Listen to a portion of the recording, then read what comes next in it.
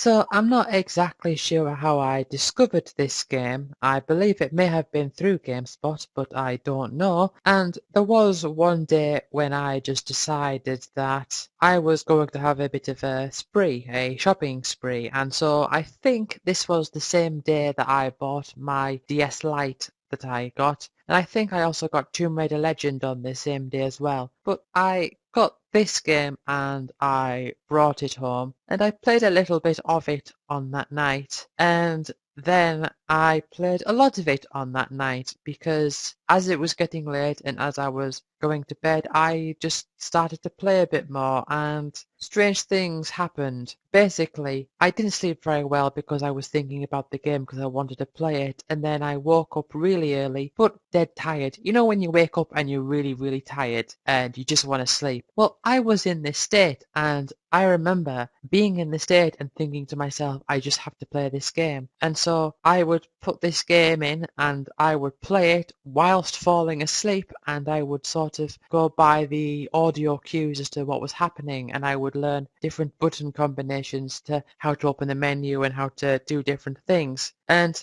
I just got kind of obsessed overnight of this game. And whilst graphics aren't something that I really care about, I mean, I don't care about when they announce new consoles about, oh, look at all these technical details and stuff. I really, really don't care. But when I played this game, the graphical style did really stand out to me, and I really did feel like I was a part of this big world. And like I always have to clarify, I don't just mean like an open world game where you can go anywhere right from the start. In fact, quite the opposite, and I really, really liked it. My third favourite game of all time is Dragon Quest VIII Journey of the Cursed King. And so just, oh my goodness, this game, I just adored this game right from the get-go. So you start the game with the hero who doesn't have a name, and I've got to say that gets on my nerves. I don't like it when characters don't have names, like main characters. They just gotta call him the hero, and so you have to input a name. I find that really annoying, but I'm just gonna call him the hero. I usually ended up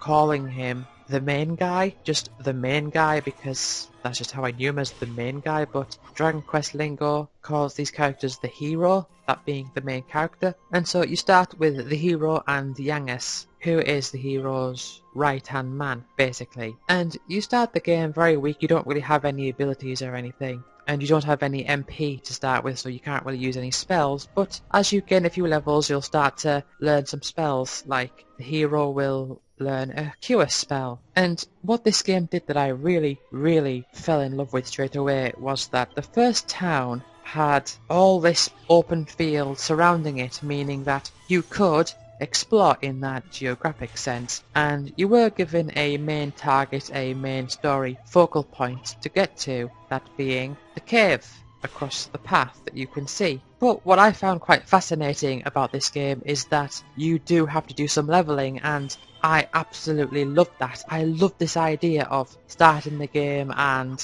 having to grind against some enemies at the start before going up into the dungeon, and even before doing that you still benefit from wandering around this big field, finding different treasure and defeating all of these enemies and getting all the experience and money from doing that. And I was just totally enamored by this game. Like, I was so in love with this game straight away, because this whole feeling of, you know, starting the game and then grinding a bit and then maybe venturing off a bit, but be careful, you want to make sure you can get back to save and heal up, and then you can go out and travel a bit further, or maybe you can find some extra treasure in some other area. I absolutely fell in love with that, and it just really, really blew me away. But let's actually talk about the mechanics of this game. It works like an original turn-based game would, in that you choose all of the commands for all of your characters, and once you've done all that, all of your characters and the enemies will each do their thing. Now, one thing that this game does in terms of different types of abilities is that it has the tension, where you can choose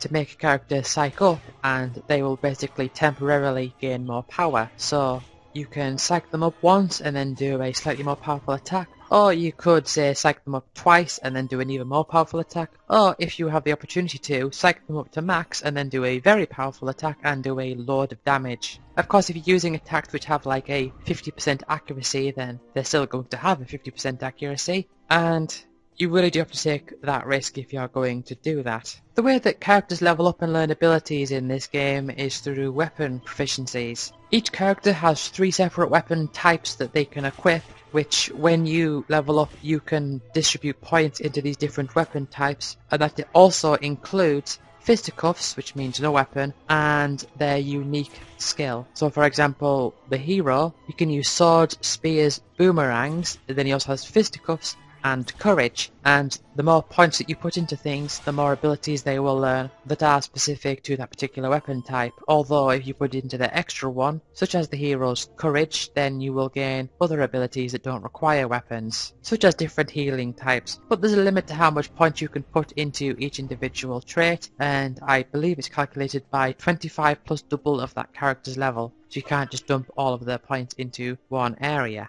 Whilst the game is pretty simple in that it doesn't have systems that are incredibly complex, it still does allow for the element of exploration to be strong enough that it does add depth in that regard. So for example, when you reach a new continent, generally speaking, you'll be able to go to anywhere on that continent. It's just a case of having the strength and power to be able to get to those places. And so once you've reached a point, you will be able to use the zoom ability to teleport between the different towns and stuff that you've been to. So whilst a story might not tell you to go to a specific place further along the path, you can still go there early and then teleport back and then teleport back forward to that place. And so we have 4 main characters that you can play as in this game, or when I say you can play as, what I really mean is that's your party of 4. You have the hero, who has swords, spears and boomerangs. Boomerangs being effective in that they can attack all of the enemies, with it dealing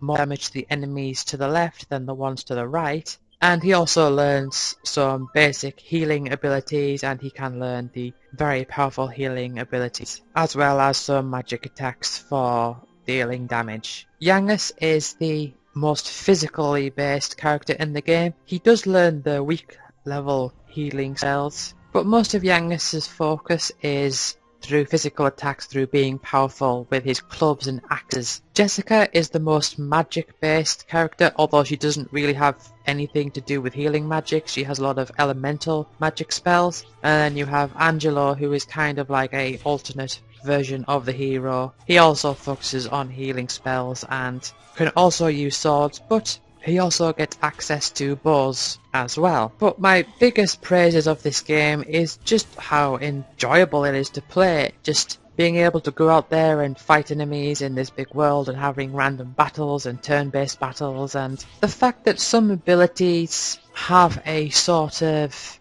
not necessary strength to them, but they kind of have an implied strength based on their rarity. For example, revival spells. You don't really get them early, you have to wait quite a long time, so you really have to try to stay alive and keep your characters alive as you're going through a dungeon. You can learn the ability Zing, which will revive a character at a 50% chance, and the same also applies for the late game revival spells like Kazing, where you can revive a character at 100% chance, but again that's rather late game. And so it takes those types of things that people take for granted and implement it into the gameplay style, where you really have to be careful with your characters, because you can't just, grab a reviving item and revive your characters. It's very much what like old RPGs do, and I think is a very, very interesting thing, and I just absolutely adore Dragon Quest VIII.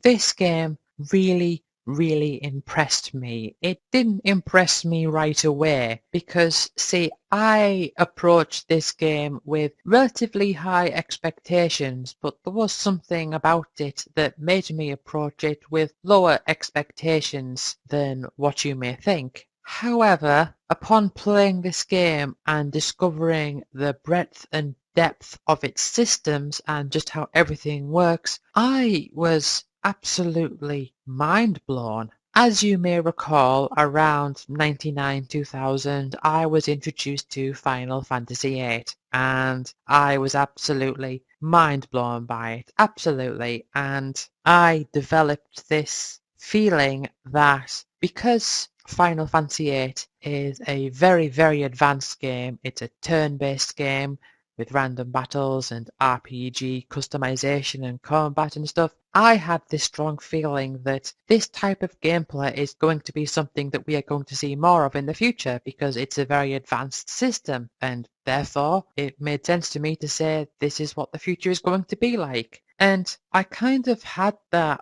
belief for quite a while. Of course, I eventually learned that what matters more to companies is the market, and now we have things like all these first person shooters and multiplayer and open world things and all that. And that came afterwards, but between these two times I played this game. My second favourite game of all time is Final Fantasy V.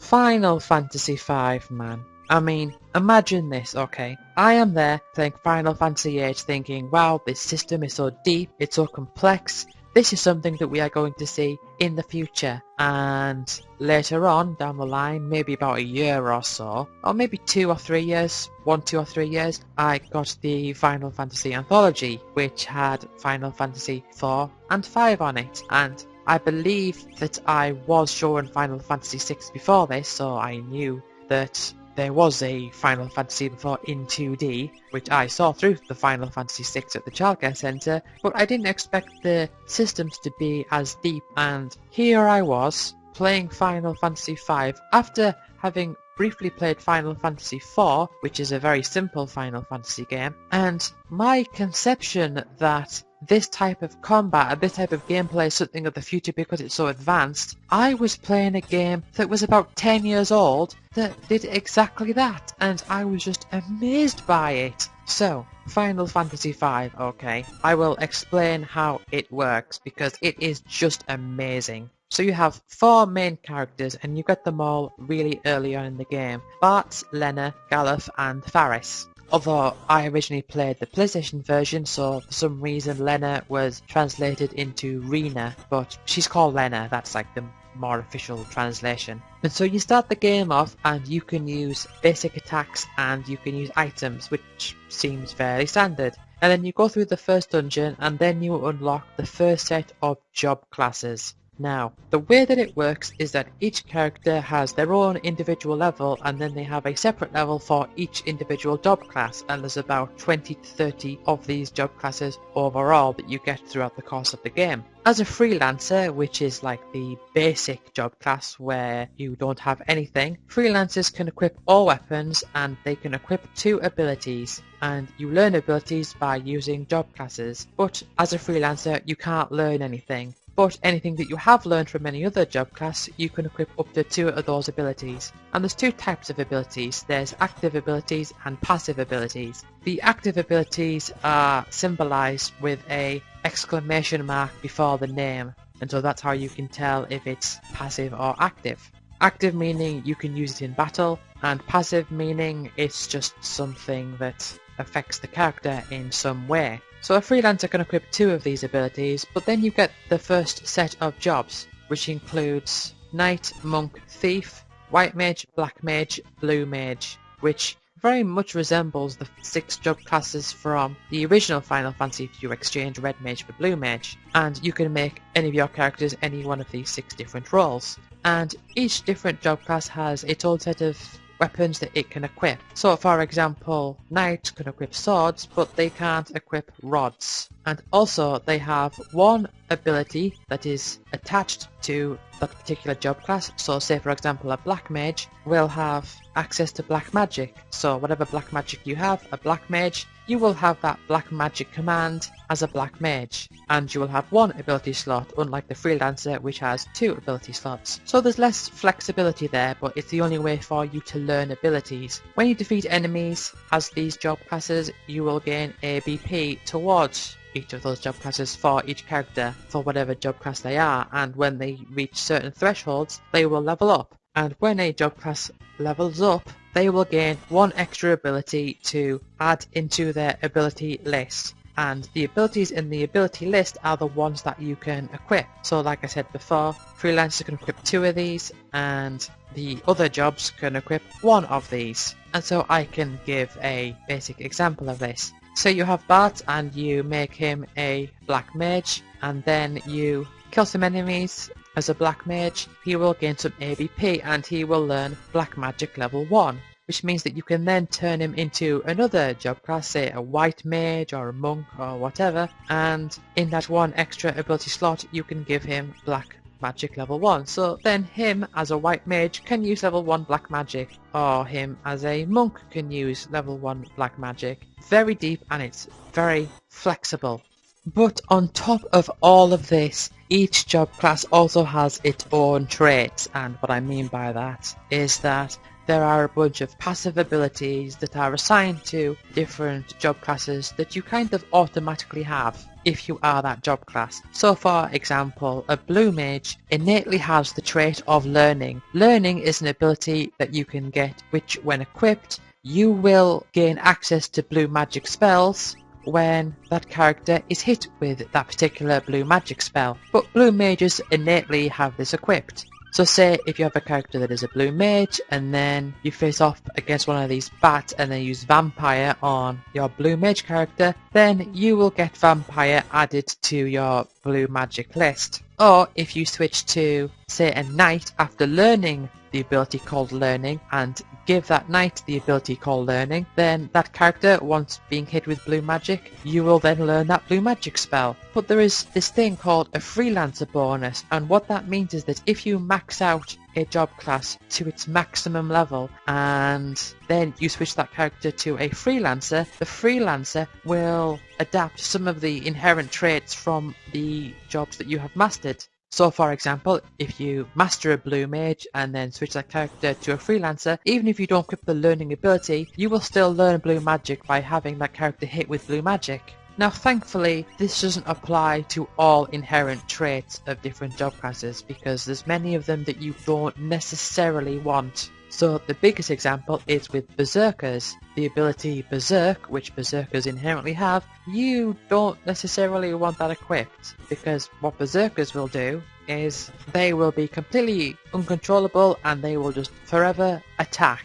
And so what you end up with is a really deep system, and you can get all sorts of different combinations of teaching all these characters different abilities from all these different jobs. And in the later versions of the game, you also can get some additional job classes such as the Oracle and the Gladiator, which will allow you to learn abilities to increase the amount of ABP you take in or the amount of experience points that you take in. And I do have to say that this is one of those games where I would say that the later versions of this game are just the best, which isn't something that I have said about some other particular Final Fantasy games from the early series, but I think for this one it does apply. And also, one last thing I suppose I should point out about this game. Well, actually there's 2 things I've got to point out. First of all, people comparing this to Final Fantasy III, saying they both use a job system. Stop right there. They are both completely different. They aren't even comparable. It's ridiculous saying that one is just like the other. 3